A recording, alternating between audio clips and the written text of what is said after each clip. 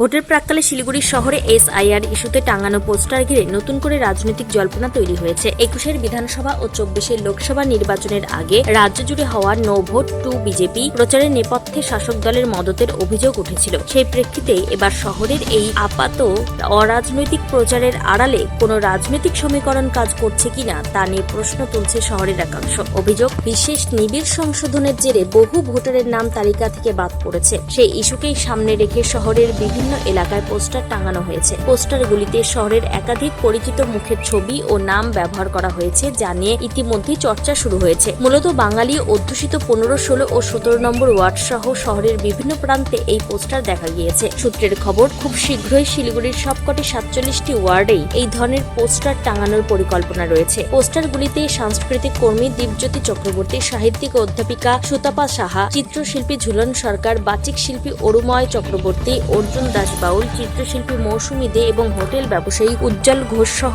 বহু পরিচিত ব্যক্তির নাম ও ছবি ব্যবহার করা হয়েছে। যদিও সংশ্লিষ্ট ব্যক্তিরা প্রত্যেকেই কোনো রাজনৈতিক যুগের কথা অস্বীকার করেছেন। দীপজ্যোতি চক্রবর্তী জানান, আমরা কোনো রাজনৈতিক পক্ষে বা বিপক্ষে নেই। সহ নাগরিকদের অনেকের নাম তালিকা থেকে বাদ পড়েছে, সেটাই আমাদের উদ্বেগের বিষয়। পোস্টার টাঙানোর বিষয়টি আগে জানতাম না। একইভাবে উজ্জ্বল ঘোষ বলেন, যেভাবে নাম বাদ দেওয়া হয়েছে তা না হলে ভালো হতো। নাগরিক সমাজের দায়িত্ববোধ থেকে বিষয়টি সামনে আনা হয়েছে। তবে ভোটের মুখে এমন সংগঠিত প্রচারকে ঘিরে রাজনৈতিক মহলে জল্পনা তুঙ্গে উঠেছে। এই ঘটনার প্রসঙ্গে শিলিগুড়ির বিশিষ্ট নাট্যকর্মী কি জানিয়েছেন শুনুন।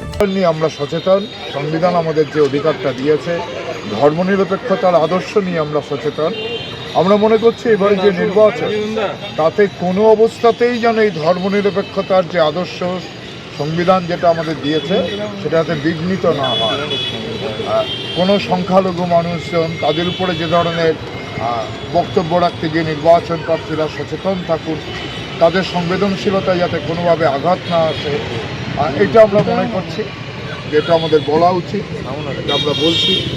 আমরা দেখেছি এসআইআর অছিলায় প্রচুর আমাদের সহনাগরিকদের নাম বাদ দিয়েছে, সেটা আমাদের উদ্বেগ বাড়িয়েছে। আমরা সেই ব্যাপারে সচেতন। এইভাবে আমরা সারা বছরই যে গণতান্ত্রিক অধিকারের চর্চা করে থাকি, কেউ সেটা নাটকে, কেউ কবিতায়, কেউ সাহিত্য চর্চায়, সেইখান থেকে, সেই অবস্থান থেকে আমরা নির্বাচক মণ্ডলী যারা, তাদের কাছে একটা আবেদন জানাচ্ছি। এই পোস্টার প্রসঙ্গে উত্তরবঙ্গ বিশ্ববিদ্যালয়ের অবসরপ্রাপ্ত অধ্যাপক কি বলেছেন শুনব। যে বার্তাটা আমরা বিভিন্ন সাংস্কৃতিক কর্মীরা আজকে এসেছি, মূল বার্তাটা হচ্ছে বর্তমানে পশ্চিমবঙ্গে যে রাজ্য রাজনীতি চলছে, সেই রাজনীতিতে একটা বর্গীহানা হয়েছে বলা যেতে পারে। আমরা আতঙ্কিত এবং আশঙ্কিত।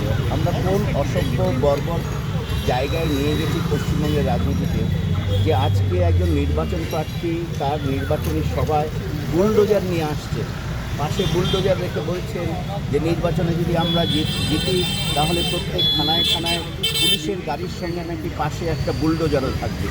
এটা কী সংস্কৃতি? এই সংস্কৃতি পশ্চিমবঙ্গের রাজনীতি ছিল? এটা তো একটা আতঙ্কের সংস্কৃতি, একটা ভয়ের সংস্কৃতি, যে বুলডোজার সংস্কৃতি নিয়ে এসে। এটা কোথা থেকে এই সংস্কৃতি এসছে? উত্তরপ্রদেশ থেকে। পশ্চিমবঙ্গের রাজনীতিতে এর আগে বিভিন্ন দল ছিল, মত বিরোধ ছিল, তর্ক ছিল, বিতর্ক ছিল, কিন্তু আজকের মতো এই পরিস্থিতির পশ্চিমবঙ্গ রাজনীতি কখনো যায়নি। শিলিগুড়ি থেকে নিজস্ব প্রতিনিধির রিপোর্ট, টাইমস 14 বাংলা। আরো নিত্য নতুন ভিডিও পেতে এবং তথ্য জানতে আমাদের ফেসবুক পেজকে লাইক ও ফলো করে রাখুন। সেই সঙ্গে টাইমস 14 বাংলার ইউটিউব চ্যানেলকে সাবস্ক্রাইব করতে ভুলবেন না। মুখের উজ্জ্বলতা হারিয়ে গেছে, স্পট পড়ে গেছে, ব্রণ ভর্তি, তাই আর দেরি না করে আজই আসুন রায়গঞ্জের চণ্ডীতলায় হেলথ প্লাস মাল্টি স্পেশালিটি ক্লিনিকে এবং এখানে পান অভিজ্ঞ ডাক্তার দ্বারা ফ্রি স্কিন টেস্ট। আরো বিস্তারিত জানতে যোগাযোগ করুন 9674895169 এই নম্বরে।